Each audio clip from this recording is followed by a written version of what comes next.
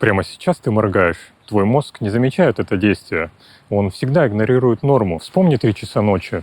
Ты приходишь домой с вечеринки, в ушах еще звенит. Ты ложишься на диван, в комнате тихо, и тебя накрывает абсолютная пустота. Объективно все в порядке. Субъективно полный провал. Это называется ошибка предсказания награды. Мозг не измеряет счастье, он оценивает только контраст. Первый кусок торта — это потрясно.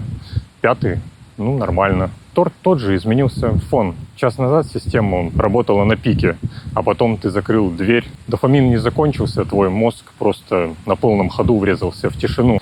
Квартира та же, ты тот же. Но после яркой вспышки обычный свет кажется мраком. Этот же баг тебя ждет после отпуска или после идеального свидания. Ты ищешь себе изъяны, но их нет.